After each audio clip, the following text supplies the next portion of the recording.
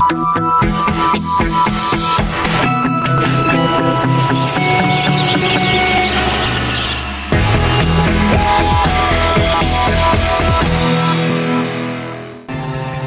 la maison d'arrêt de Pittsburgh, 6 détenus manquent aujourd'hui à l'appel. La police affirme que l'évasion a eu lieu en plein jour.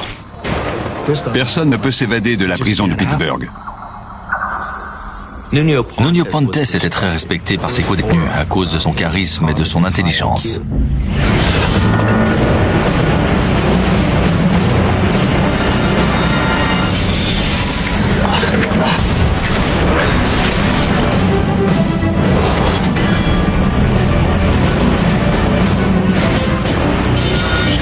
Tous les systèmes de sécurité ont des failles. Ceux des prisons ne font pas exception à la règle.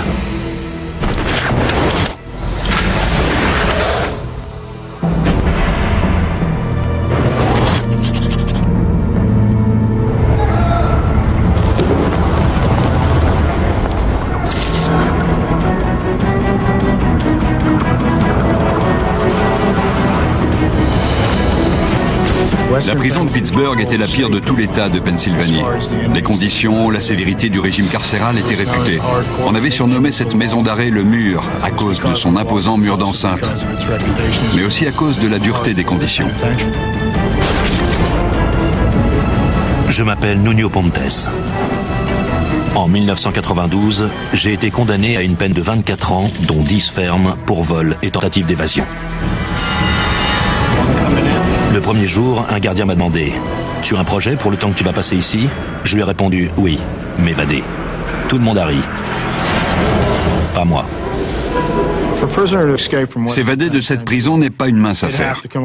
Les règles de sécurité y sont draconiennes. Les bâtiments sont complètement entourés par un mur de 12 mètres.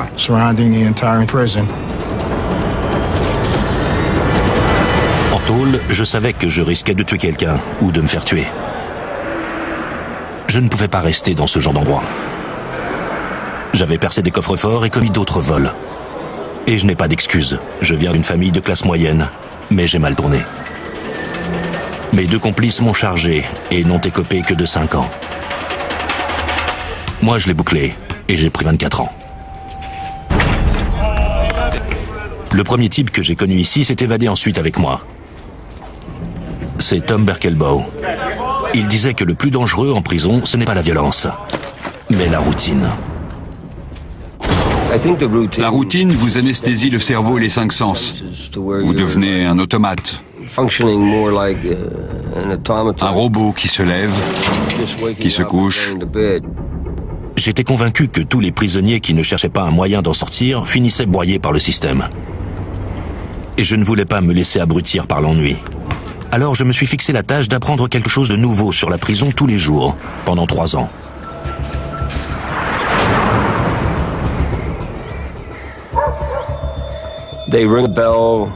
La cloche sonne à 7 heures du matin et on nous fait sortir pour le petit déjeuner. Si on a un travail, on doit s'y rendre vers 8h, 8h30. Je travaillais dans l'administration des ateliers de la prison, dans la partie nord du complexe, près du mur d'enceinte.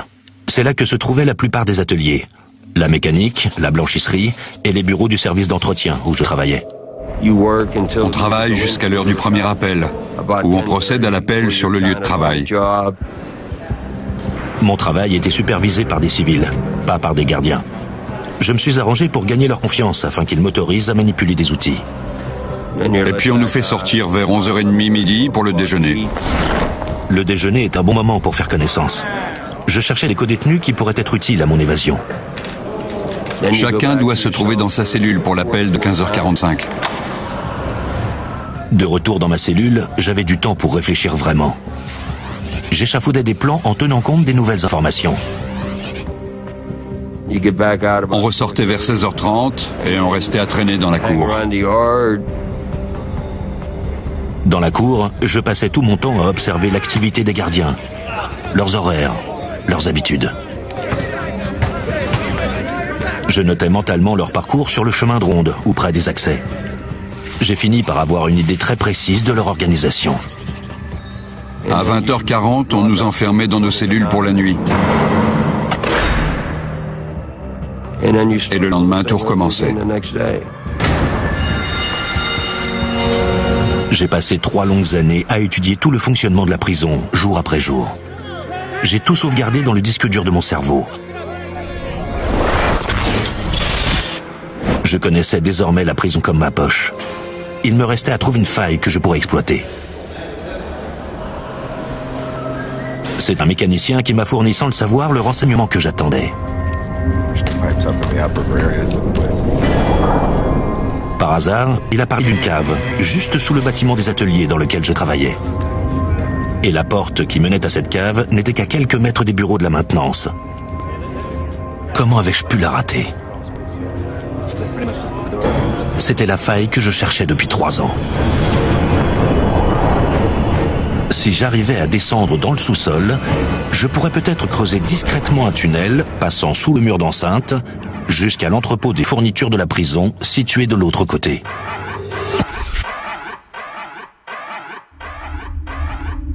Mais il y avait un premier problème. Pour ouvrir la porte du sous-sol, je devais me procurer la clé du cadenas. J'ai commencé à observer les passages des gardiens qui empruntaient cette porte. Et j'ai remarqué que la clé du cadenas se trouvait à une extrémité du trousseau. Je devais trouver un moyen. Mais comment voler une clé au gardien d'une prison de haute sécurité ?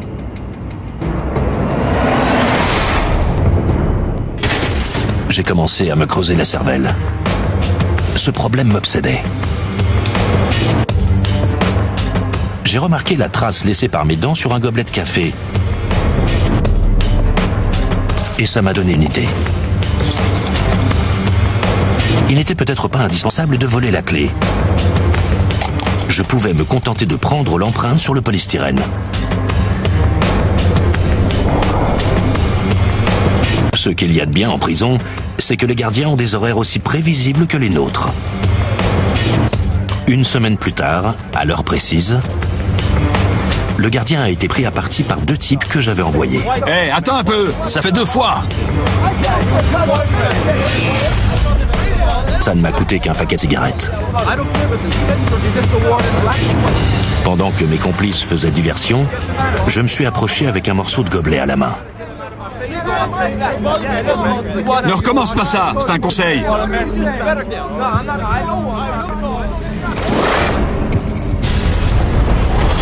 Dernier avertissement. Hé, qu'est-ce qui se passe ? Ce n'était pas facile. Le gardien bougeait. Je ne pouvais pas regarder ce que je faisais. Et il ne fallait pas qu'il sorte le contact de mes doigts sur la clé. Qu'est-ce que tu racontes ? C'est à lui qu'il faut dire ça. Répète ça. J'ai réussi à serrer la clé entre mes doigts. Mais je ne savais pas si l'empreinte serait utilisable. J'étais tellement concentré sur la clé que j'en ai oublié la présence d'autres gardiens. Tu vas la fermer, ouais.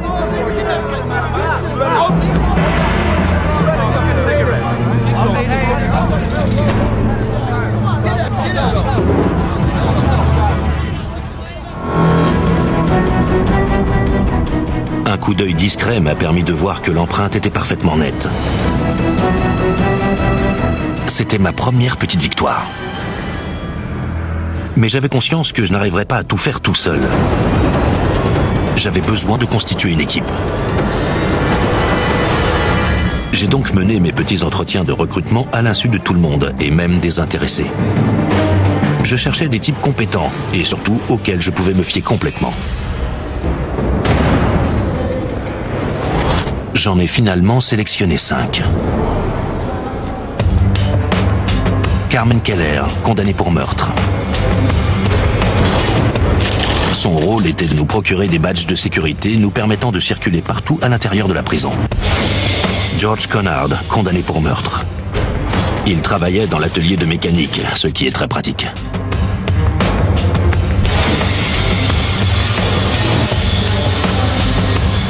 Andy Haim, spécialiste du vol de voiture, ce qui nous serait très utile une fois dehors.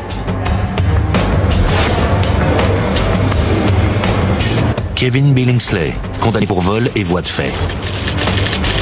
Il avait été mineur et savait fabriquer des clés. Et enfin, j'ai recruté mon ami Tom Berkebow. La presse nous appellera les 6 de Pittsburgh. Quelques jours plus tard, Billingsley glisse dans ma main une copie de la clé.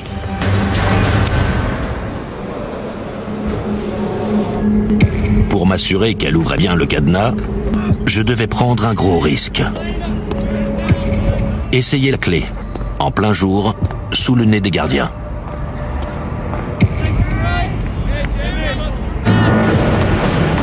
L'heure du déjeuner était la plus favorable. Je suis sorti des bureaux de la maintenance et je me suis dirigé vers la porte de la cave. Personne ne devait voir que je m'intéressais d'aussi près au cadenas. Le plus à même de me repérer était le gardien posté au sommet du mur. Depuis le chemin de ronde, il jouissait d'une vue imprenable sur les ateliers et les bureaux de la maintenance. En revanche, il ne pouvait apercevoir la porte de la cave que depuis le Mirador.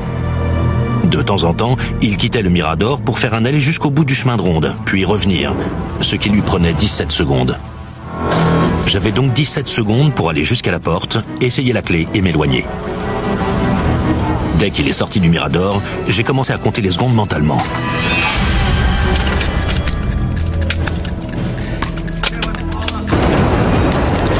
La clé ne rentrait pas dans la serrure.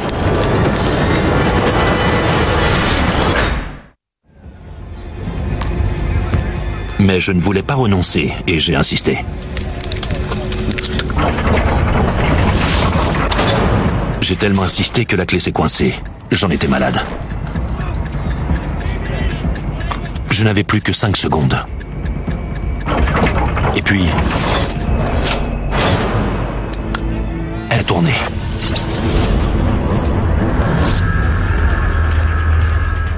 J'ai refermé le cadenas.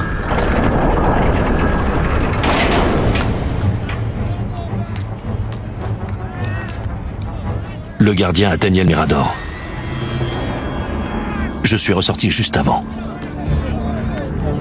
Je pensais que je venais d'ouvrir une porte vers la liberté.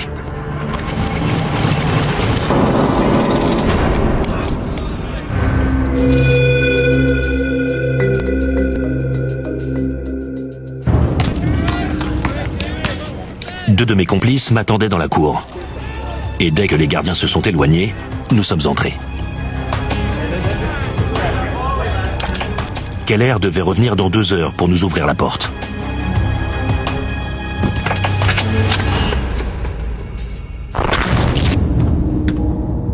Nous sommes descendus jusqu'à la cave.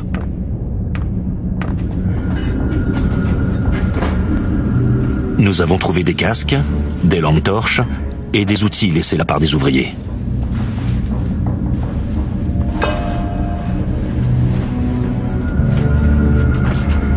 Mais j'ai tout de suite vu que le sol était couvert d'une chape de béton.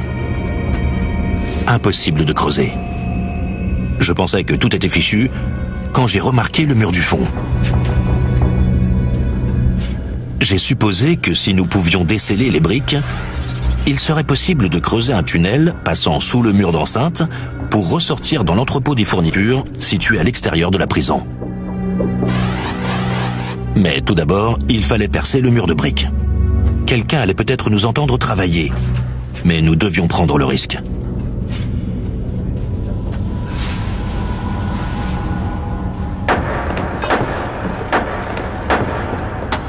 Chaque coup de marteau faisait un bruit de tonnerre.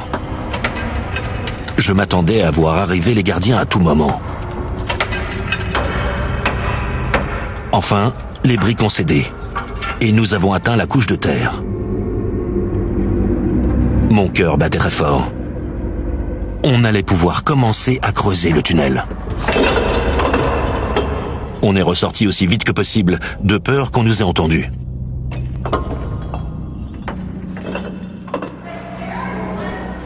À partir de ce jour, on a soigneusement planifié notre travail en sous-sol.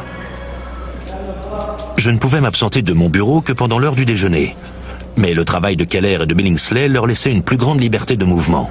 Du moment qu'ils s'acquittaient de leur besogne, ils pouvaient s'absenter facilement. Après le déjeuner, ils disposaient de 2 heures pour travailler dans la cave. Ils pouvaient creuser jusqu'à 1 mètre de tunnel pendant ce laps de temps. J'allais leur ouvrir la porte vers 15h15. 20 minutes avant le deuxième appel de la journée.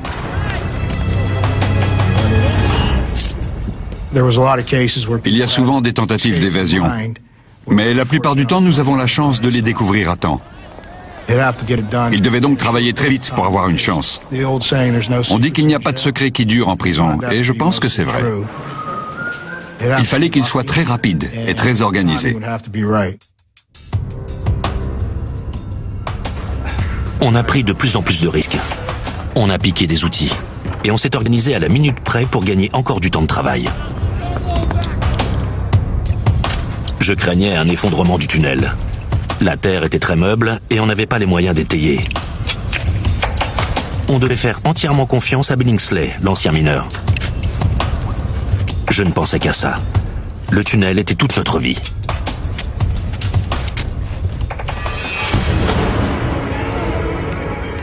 Au bout d'un mois, on creusait déjà sous le mur d'enceinte, vers le sol de l'entrepôt. J'estimais qu'il nous faudrait 4 autres semaines pour l'atteindre.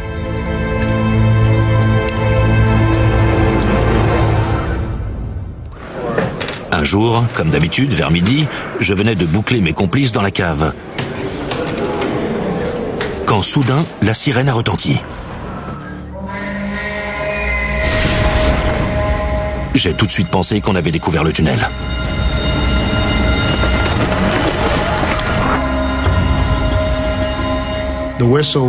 La sirène signifie qu'un incident s'est produit et que l'on doit procéder à un confinement.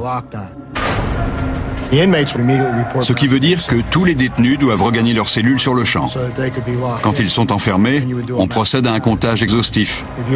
Et s'il manque quelqu'un, on déclenche les procédures d'urgence prévues en cas d'évasion. Escortés par les gardiens, on a dû quitter le quartier des ateliers pour gagner les bâtiments des cellules. J'étais très mal. S'ils avaient découvert le tunnel, tout était fini.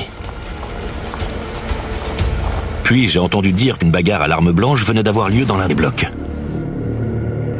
Et j'ai respiré un peu mieux. Mais je savais que Billingsley et Keller étaient toujours enfermés dans le sous-sol. Et que si je ne les délivrais pas, ils seraient portés manquants.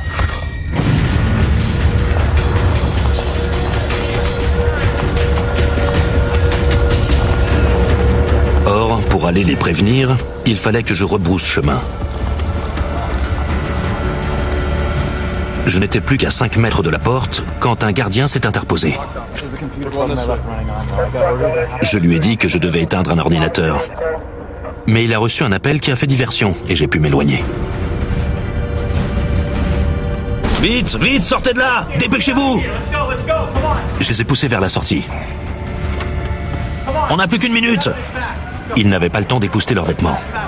On doit sortir tout de suite, allez, vite, vite, vite! À peine sortis, nous sommes tombés sur le gardien.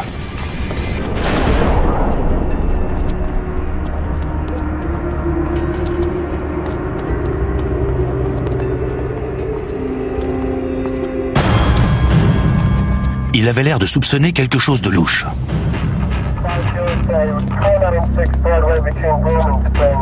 En passant devant lui, j'ai entendu grésiller son talkie-walkie. Je me suis dit, ça y est, c'est pour nous, en effet. J'étais sûr qu'il appelait des collègues en renfort. Et j'ai retenu mon souffle. Mais rien ne s'est produit. On l'avait échappé belle. Mais je savais que la chance finirait par tourner. Il fallait finir le tunnel au plus vite.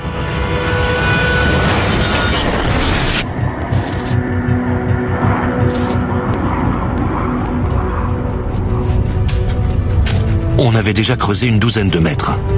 On était tout près de l'entrepôt à présent. Il y faisait si chaud que j'ai failli m'évanouir plusieurs fois.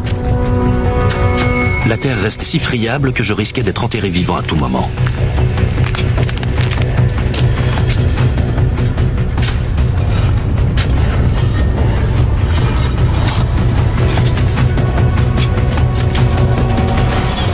Enfin, j'ai atteint du béton.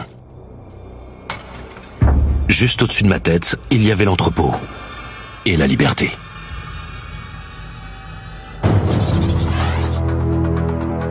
J'avais prévu de percer des trous dans la chape de béton. J'avais donc volé une perceuse. Je savais que sa disparition serait vite remarquée, mais ça n'avait plus d'importance. On devait s'évader maintenant ou jamais.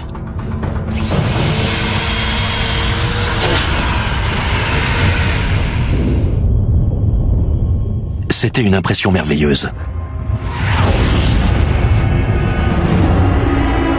Je respirais enfin l'air du monde extérieur. Je sentais son odeur et sa fraîcheur sur mon visage. Je touchais au but. J'ai encore percé plusieurs trous en cercle. Il ne restait plus qu'à finir à la masse. Tout était prêt. On devait partir le lendemain matin.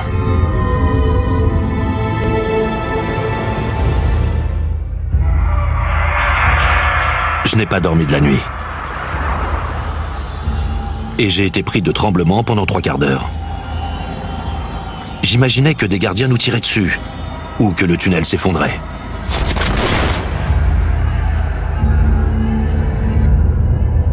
Je me demandais encore si mon plan ne comportait pas une faille.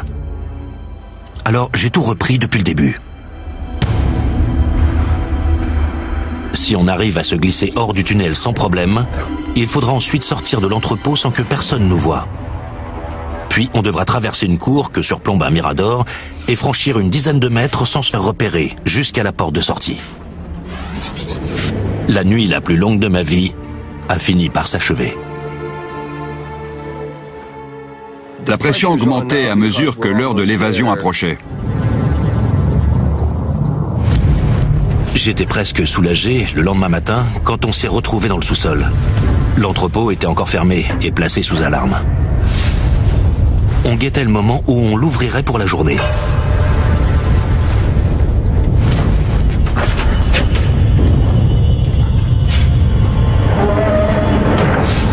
On a enfin entendu le bruit des portes roulantes qui coulissaient. Billingsley s'est engouffré le premier dans le tunnel. Je suis passé le dernier, juste derrière Tom. On a dû ramper dans le tunnel à plat ventre en tirant sur les doigts et en poussant avec les orteils. J'essayais de redresser la tête pour voir un peu devant moi malgré la poussière et la boue. C'était un moment très pénible, un effort extrêmement douloureux. J'étais au bord de l'évanouissement.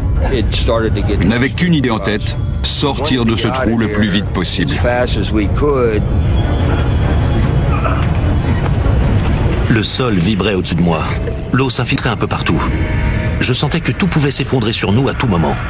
Et personne ne savait qu'on était là-dedans.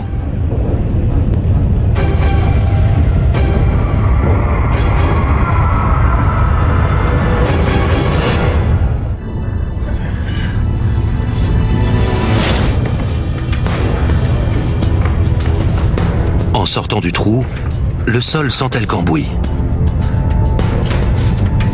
L'odeur m'a semblé délicieuse. Il ne nous restait plus qu'à traverser la cour, devant l'entrepôt, avant d'être libre. C'est bon? Tout le monde est prêt? La porte était lourde. Elle s'est ouverte. J'ai jeté un coup d'œil dehors. Personne dans la cour.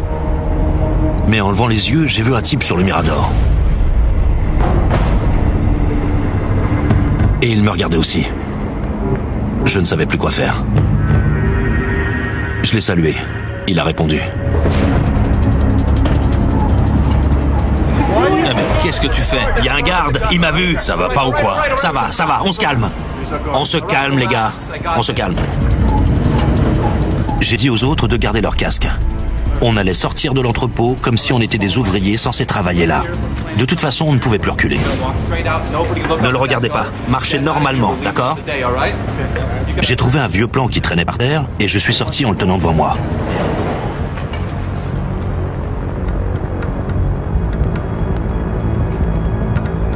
À tout moment, je m'attendais à ce que le garde nous crie d'arrêter ou qu'il nous tire dessus.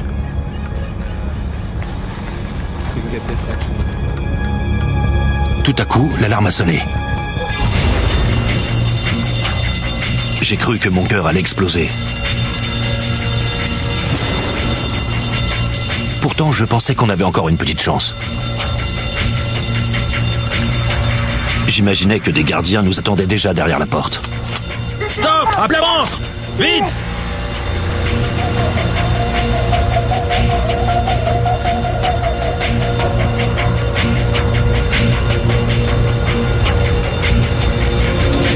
J'ai posé la main sur la poignée et j'ai tiré.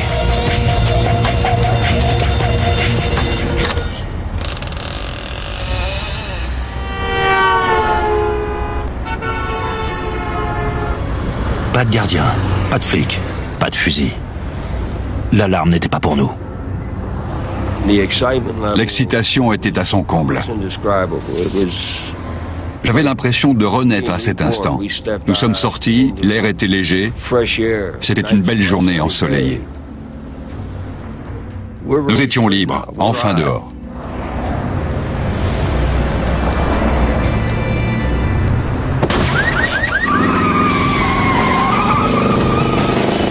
NDI m'a fait ce qu'on attendait de lui.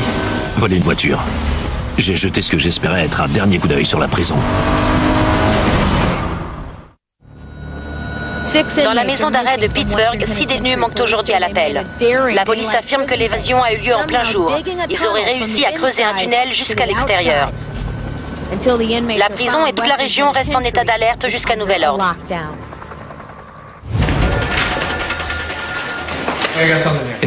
En 1997, je faisais partie de la brigade de recherche des fugitifs de l'État de Pennsylvanie. J'étais avec mon équipe quand la nouvelle est tombée. On n'en croyait pas nos oreilles. L'évasion avait eu lieu dans une prison de haute sécurité. Et ce n'était pas un, mais 6 détenus qui s'étaient évadés. La nouvelle a fait les gros titres pendant plusieurs jours. Et c'est normal. Les détenus ont réussi à s'enfuir en creusant un tunnel de plus de 10 mètres. Je voulais d'abord voir le tunnel, me rendre compte par moi-même. Alors je me suis rendu dans la prison. Je suis descendu dans le tunnel qui était boueux, humide et qui sentait mauvais. C'était peut-être la transpiration des évadés. Ces hommes avaient un but. La lumière au bout du tunnel, n'est-ce pas?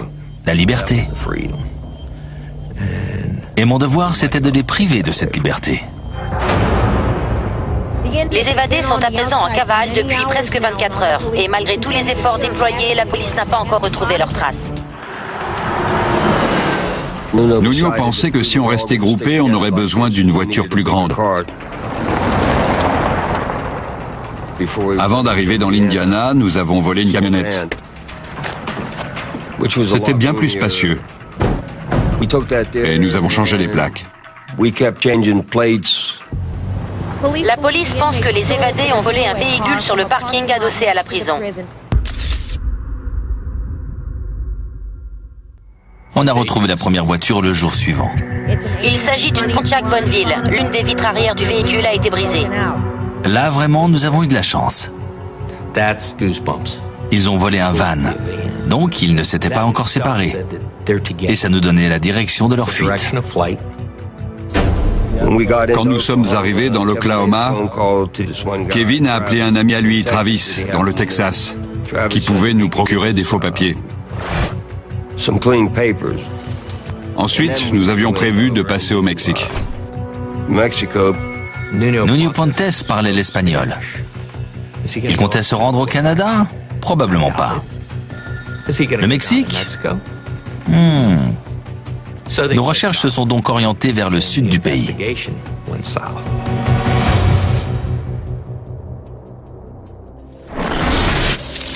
On est descendu dans un hôtel à Houston, au Texas. La seule chose à faire était de nous tenir tranquilles en attendant que le contact de Billingsley nous procure les faux papiers.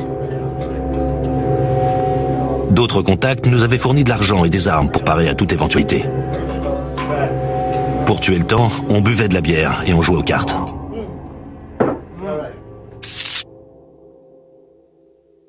L'enquête est alors au point mort. Rien de nouveau. 4e jour de cavale. Les médias répètent la même chose. Pour les 6 détenus de la maison d'arrêt de Pittsburgh.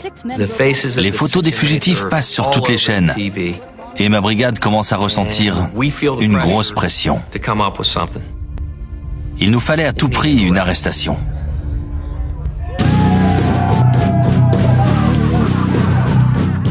Un jour, on a pris des amphétamines.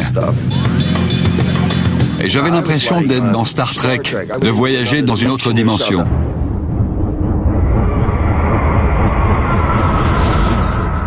On était tous dans un drôle d'état. Au bout d'un moment, Carmen croyait voir des ninjas et courait dans les bois. Les amphétamines nous ont fait craquer. Tout le monde s'engueulait à tout instant. Je leur ai demandé de m'emmener jusqu'à la gare routière la plus proche. J'en avais marre, je voulais me tirer de là. Ensuite, je ne me souviens plus de rien.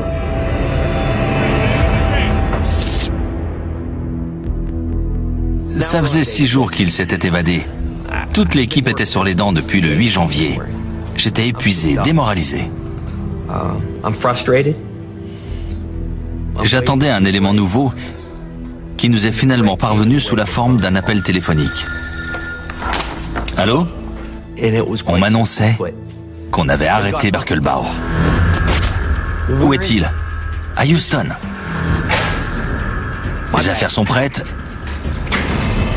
Je pars tout de suite. Le prisonnier en cavale, Thomas Birkelbaum, a été arrêté à Houston dans une gare routière. On avait trouvé Birkelbaum dans la gare routière. On avait appelé aussitôt une ambulance. Il était allongé par terre, à demi inconscient. Dans la gare, j'ai eu un malaise cardiaque et je me suis réveillé dans un hôpital. La drogue m'avait mis dans un drôle d'état. J'ai failli y passer. Il fallait que je l'interroge personnellement. Je devais à tout prix lui faire dire où se trouvaient les 5 autres. Je voulais savoir s'ils étaient encore ensemble, s'ils disposaient d'un véhicule, s'ils avaient déjà traversé la frontière. Était-il trop tard? On avait retrouvé leurs traces. Ils n'étaient pas loin. Mais le Mexique était tout près. Quand je suis entré dans la salle d'interrogatoire, j'ai vu Tom Birkelbaum, l'air complètement ravagé, hagard. Et j'ai compris que je n'en tirerais pas grand-chose. Il y avait de la drogue, des filles, je ne sais plus. Ses propos étaient incohérents. Ouais, on a roulé. Au bout de 3 heures et 10 minutes, je n'avais rien obtenu d'utile. Il était très confus. On a bu toute la nuit. Mais il ne mentionnait pas les autres individuellement. Il disait nous, on. Nous sommes descendus à l'hôtel, on a fait la fête. Et c'était bon signe. Ça voulait dire qu'ils étaient probablement restés ensemble. Que les 5 autres ne s'étaient pas éparpillés dans la nature.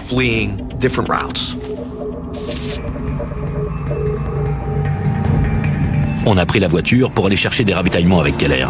Sur une route secondaire, on est tombé sur une patrouille de police. Ils nous regardent. Pas de panique, regarde devant toi. Ils nous regardent, je te dis. On l'a dépassé. T'inquiète pas, ça va aller. On est repéré. Roule tranquillement, souris, n'accélère pas, regarde devant toi.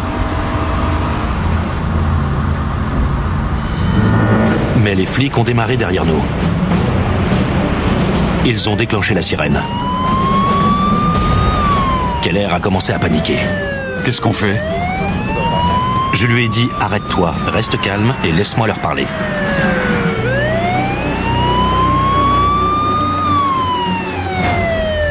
Détends-toi, je m'en occupe.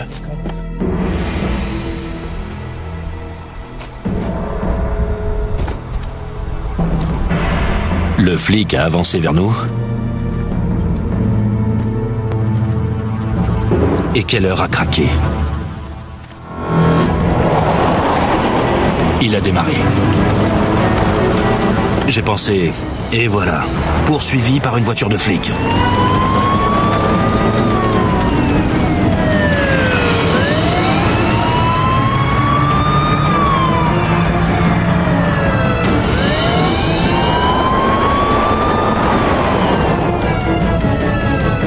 Keller a pris un chemin sur la droite. sans issue. J'ai saisi le volant pour tenter un demi-tour.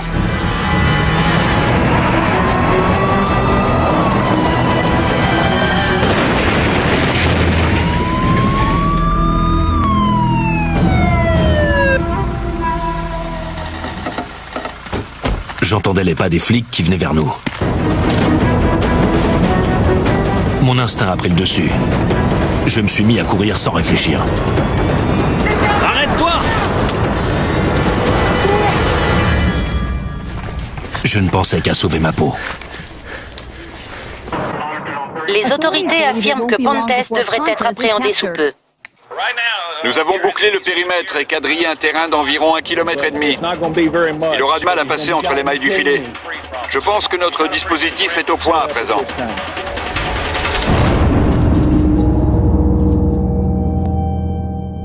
Il n'en restait plus que 4. Carmen Keller avait été capturé. Et j'ai remarqué qu'il ressentait malgré tout une certaine fierté. Même s'il était menotté, il était fier de son évasion. Et j'ai tenté de jouer là-dessus. Je lui ai dit à quel point il était devenu célèbre. Dans 6 États, vous avez mobilisé une quantité de flics. On avait pourtant bien calculé notre coup. Je voulais savoir qui étaient leurs complices. Qui les aidait? Il nous a acheté de la cam, de la bonne.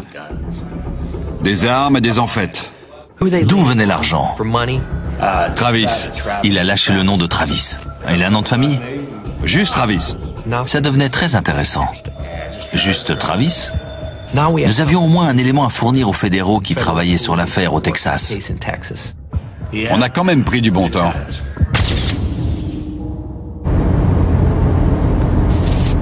C'est l'un des agents venus de Pennsylvanie qui nous a appelés. Il avait obtenu une information importante de Keller que l'on venait d'appréhender. Keller avait vu cette personne qui les aidait, un dénommé Travis. Mais il ne connaissait pas son adresse. Il savait juste que Travis habitait dans un mobil-home sur un terrain près de Houston, dont l'enseigne était un grand éléphant blanc. Nous avons trouvé l'éléphant et un petit mobil-home à proximité. Une Ford rouge était garée devant. On a fourni par radio le numéro de la plaque minéralogique au fichier central. Berline 24086M. Nous avons appris qu'il s'agissait d'un véhicule volé. Bien reçu. La tension est montée d'un cran. Soudain, sous nos yeux, Travis est sorti de chez lui et a démarré à bord de la voiture volée.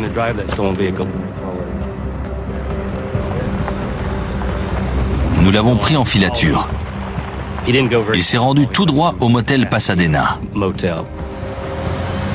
Il n'avait pas du tout remarqué que nous le suivions. Il a garé la voiture à l'entrée du motel et j'ai demandé à mon équipier Mario de le suivre à l'intérieur pour voir jusqu'où il nous conduirait. Je suis resté un peu en retrait pour le couvrir en cas de besoin.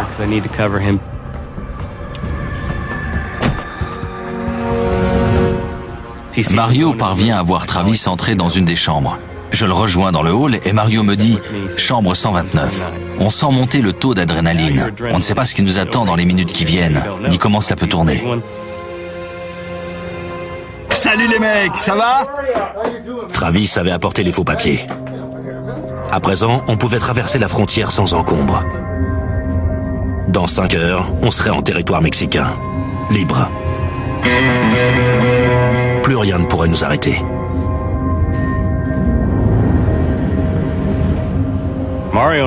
Avec Mario, on était postés près des machines à café comme si on attendait quelqu'un. On ne devait pas rater l'occasion.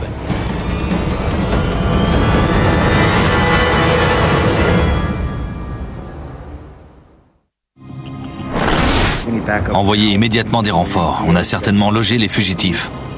On n'était pas prêt à les appréhender. Ne le dites pas à ma femme, mais on portait même pas nos gilets pare-balles. Chambre 129, je répète. La porte de la chambre s'ouvre et je vois sortir Billingsley et Haim. Ils avaient peut-être entendu nos voitures qui arrivaient derrière le bâtiment. Ils avaient peut-être aperçu d'autres policiers. En tout cas, ils avaient l'air nerveux. À cet instant, les nerfs sont à fleur de peau. Personne ne sait ce qui va se passer dans les 30 secondes qui suivent. Les dés sont jetés. Il faut passer à l'action, procéder à l'arrestation et dégainer nos armes.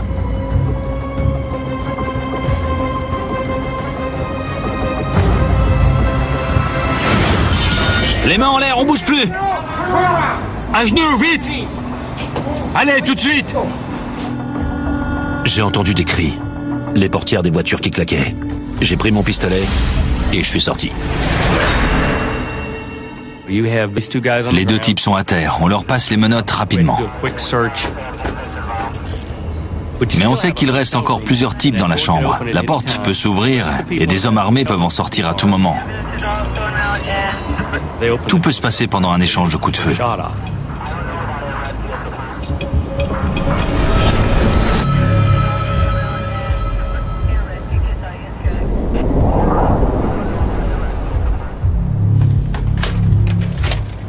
La porte s'ouvre.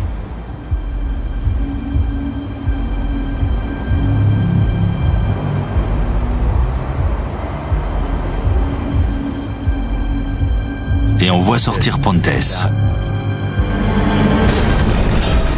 On se met à crier « Lâche ton arme !»« Lâche ton arme !» Police, FBI, vous êtes cernés. Il jette un coup d'œil et constate que plusieurs armes sont braquées sur lui. À genoux, vite! Je percevais le moindre détail. Mon cerveau analysait la situation à toute vitesse. À terre! À genoux, dépêche-toi! Allez! Nos regards se sont croisés. Je voyais ses yeux. Il cherchait une solution, un risque à prendre. J'avais peut-être encore un coup à jouer. Il n'avait pas encore levé les bras. C'est l'instant où le doigt se pose sur la détente. Le taux d'adrénaline est au maximum. Il ne manque plus qu'une petite pression.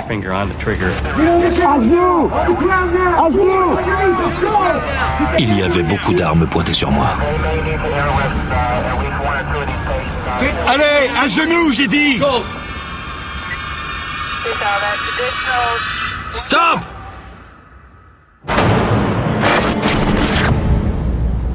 Je n'étais pas candidat au suicide. C'était fini. C'était le pire moment de ma vie.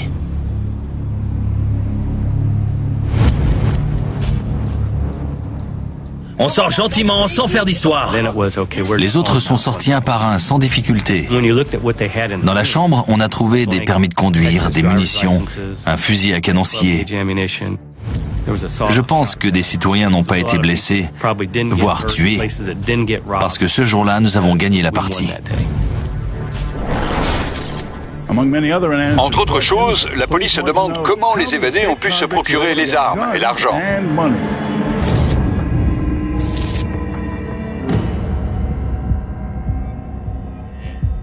Nuno Pontes, âgé de 30 ans, est considéré comme le cerveau de l'évasion.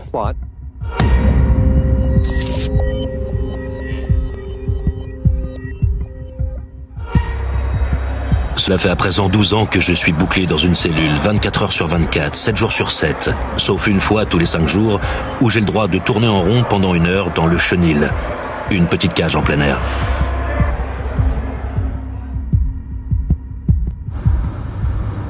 J'ai appris qu'au Texas, le shérif avait voulu nous arrêter parce que nous n'avions pas mis nos ceintures de sécurité.